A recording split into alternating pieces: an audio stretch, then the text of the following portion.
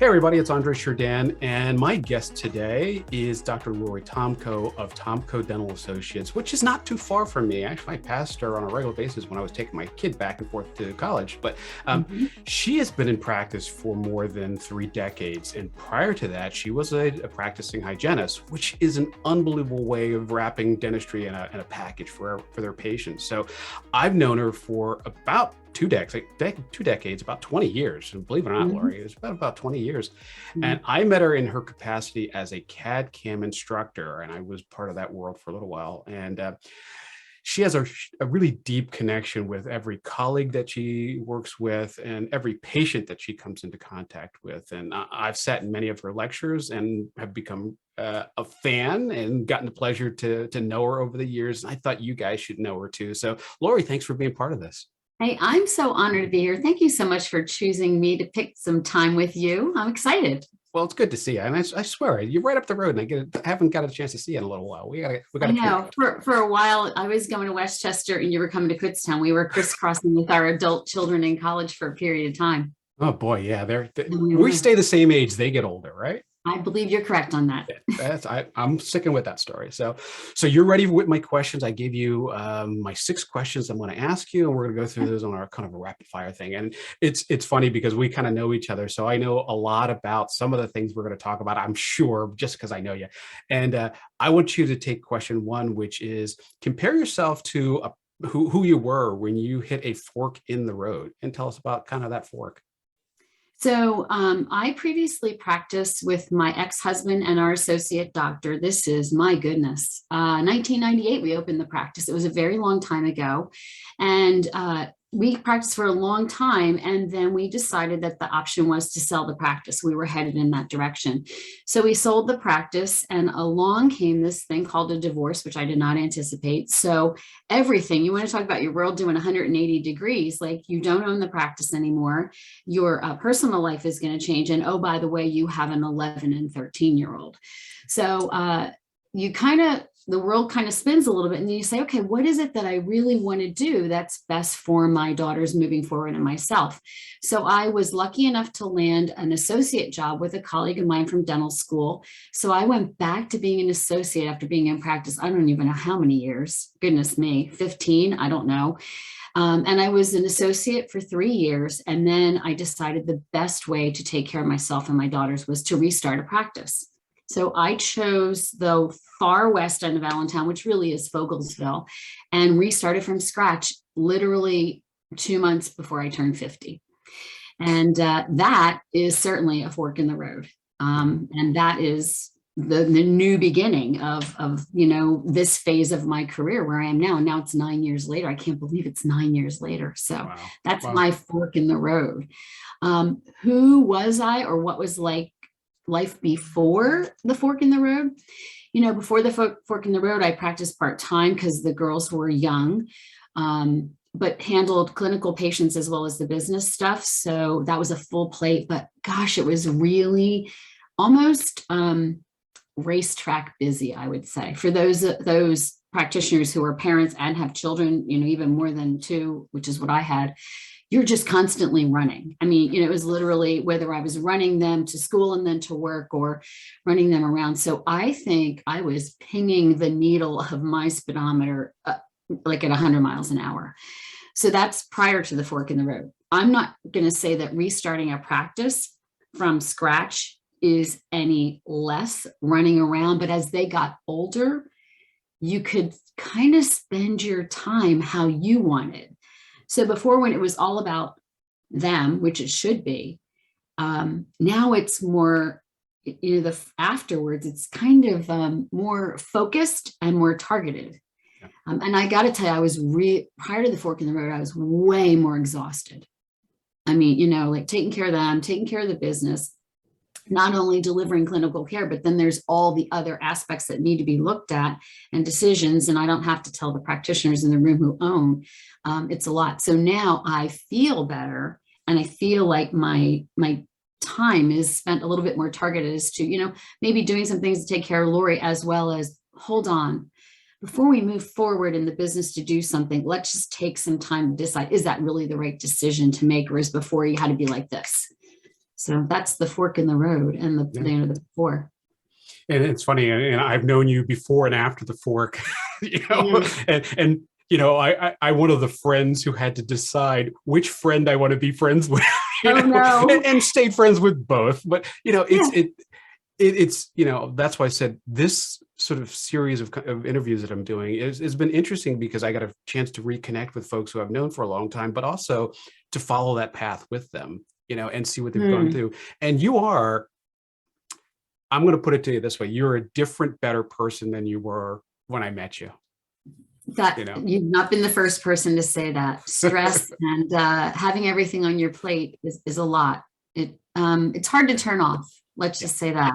Yeah. It's hard to turn off and you've got a fantastic practice. So let's talk about this, because this could be part of where you are today, which is question number 2. Give me a book that you love, something that everyone should be reading and maybe reading over and over again. Okay, so I recently read The 5 a.m. Club, and I actually, true disclosure, listened to it on Audible because, time. And it's a little corny, but I think it has a lot of really, really good tips as to how to start your day, how to organize your day. And for those of us, it doesn't matter what business you're in, you can't leave the house without your head in the game.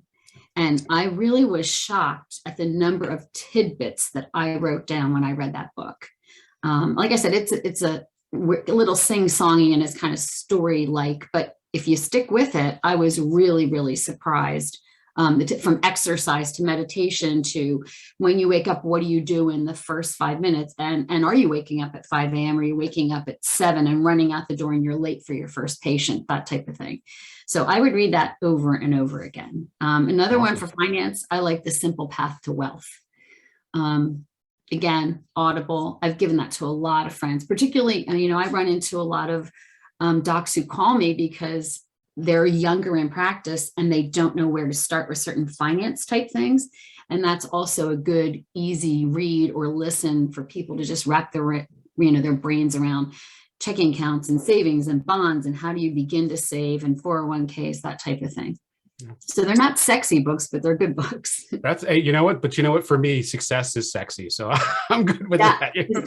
And one of the things, one thing for full disclosure, I didn't include this in how I introduced you, but you are a fantastic coach for a lot of people that I've known over the years. And, people have reached out to you because your wealth of wisdom and knowledge on things like that. So, hey, full disclosure, you're one of those kind of people who's a good person to talk to. So thanks for saying that. But you're right. I do get phone calls with unique situations. Yeah, I do.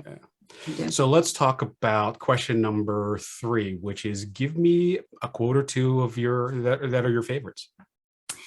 So one of the things that this is my quote, I say it all the time, and I wrote it down because I just naturally say it. Between my husband and I, we have 5 adult kids, and they're 23 to 32 this year, 24 to 32 this year. So, we often get that, oh my gosh, I'm worried about this or worried about that. And I say to them all the time, don't worry today about what may or may not happen tomorrow.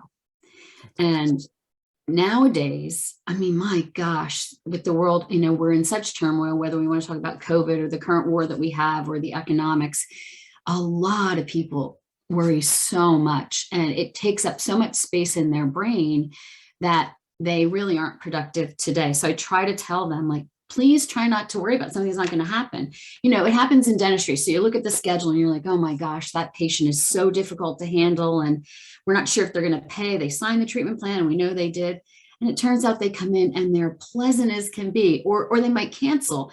And you spent the night worrying or the morning worrying and it didn't even happen. Yeah. So I love that one. And then there's another one. It's supposedly a Cherokee proverb. I saw it on a patient's tattoo one time and I thought it was good. You find inspiration in odd places, right? Yeah. It's a don't let yesterday use up too much of today. That's a good one. So, kind of the same thing. Yeah. Yeah, I love that. I love it. And I'm gonna do an inside joke. You know what? Sometimes the lure that got caught in the tree could be your fishing tool for tomorrow. Very nice. Inside joke, right? Very well done. We're doing a convention tomorrow. And I'll just clue everybody in on that one too. So Okay, so question number 4, and this is kind of one of my favorites, is what's the high-tech thing that you can't live without? Oh my gosh, this was so easy. I stinking love that iTero. I so I'm a clear aligner therapy doc. I do predominantly Invisalign, but we do some Sure Smiles well, and there's a number of competitors out there. We scan so many patients, and the fact that in 90 seconds you can get a before and after, number one. Number two, I can show them occlusion. So we talk about night guards a lot. I don't know about the other docs out there, but I've seen more broken teeth and grinding, bruxism in the last 2 years than I have the prior 31 years in my career. Yeah. We have more, so that and what's the other? I mean, mostly that's what we don't take an impression. We haven't taken an impression in God since 1999, but I love that iTero. I would, if you want to take it away from me, I might retire. And I don't get an endorsement from iTero. I don't know, but yeah, I love it. That's a good tool. Okay, so now let's remove the plug and remove the battery. So question number 5 is, what's the low-tech thing that you can't live without? Okay, so I love a pre-programmed Mr. Coffee pot for $22 from Walmart. All right, I'm going to let you slide on that one because that's low tech, but it is low tech. I mean, all right. So other than that, this notebook right here, I cannot live without. It both allows me to get some thoughts out of my head. So if we want to go really low tech, if you want to know anything that's going on, it's in here. So a cup of coffee and the notebook is a good combo. Yeah, right? But here's the thing: that coffee's done at 5 o'clock in the morning. Like I don't have to set. It's awesome.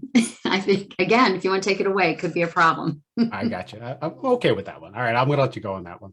All right. Okay. So thanks for the now pass. Let's circle back to that fork in the road. And what's Lorri going to whisper in Lorri's ear? What advice are you going to give yourself at the fork in the road? Yeah, so it's really funny. I've thought about this a fair amount. I would say go slow. So whether it is a personal setback, job loss, divorce, whatever it might be, or you're going to do a restart like myself, go slow. It is, perhaps it's just me. My brother said to me when I got divorced, he said 3 years. And I'm like, 3 years, what? He goes, 3 years till you know the new path. And I thought he's out of his mind, but he was not wrong. 3 years.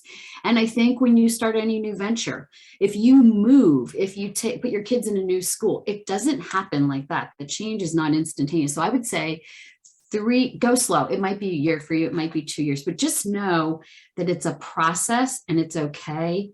And you're going to feel a lot of different things. And you think you're going to open the door to that dental practice and everyone will come. No, they don't know who you are. You're in a new neighborhood. They don't know your name. It takes a while before they get to know who you are.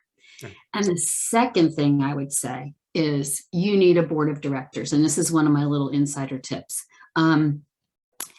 Develop or find 4 or 5 people that you can talk to. So for instance, I have one girlfriend that I would not talk to her about finances because it's not the way her brain is made. It's not her wheelhouse. She will listen to me cry and complain. But I have another friend, and it doesn't have to be females. Like I chose one person to talk to finances about and one person to talk to about my heart, whatever it would be. So if you have a board of directors, whether it's 2 people or 3 people or 5, you now have people that are willing to support you. And I hesitate to say Andre has tolerated a few phone calls about business, like, hey, this is what I'm thinking. I'm not quite sure. And, he was kind enough to be there, but we also had a lot of street cred with each other. We had a lot of credibility in the bank. So the person on your board of directors can't be someone you just met. They have to know you. And I think they have to be good in their field. And that way you don't bother everybody with all of your concerns. Like one person might be your clinical person, one person's your business person, one person just wants to hear you complain, and it can't always be your spouse or your boyfriend or your girlfriend. That's a little rough. So those are the 2 things that I think. Just be kind to yourself if there's a fork in the road, and find the right people to talk to, because not everybody, not only that, not everybody wants to hear your personal business. Yeah. But if you got the board, it'll be better. I love it. That's great. Great advice. I always say when it comes to the final decision on a lot of things that I do, I have to reach out to my Kramer, from Seinfeld. I got to have that Yeah. one person that I know if I ask them the question, that they're just going to give me this crazy response, Mm, but it'll be so. It will bite. It will be clear, but it might just be, oh, that sounds good. But I know that there's that one person I can go to. That's my Kramer, and I can always reach out for that. So I love I that. love The that Peter board of Kramer. directors. Yeah. Yeah. So I didn't prepare you for this question, but this is my question number 7 or 6A, which is Lorri is who she is today because of hard Uh, work or luck. Probably a combo, I'd say, because of my family. But if I had to pick, hard work. I'd have to pick hard work. Yeah, this is every day. You got to keep going. You got to keep doing it. Yeah. So, yeah. Well, that's great. And you work hard. So I am so glad that we finally got a chance to do this, because you're working hard, I'm working hard, and we finally got a chance to get this on the book. So I'm so glad we got a chance to really do this and spend some time talking. I haven't talked to you in a long time. Now I want to see you in person. So I gotta find a crew lecture or have you come to the office. So we have to make that our promise in 2022. Sounds good. I will see you really soon. Talk to you now. Thanks, Andre.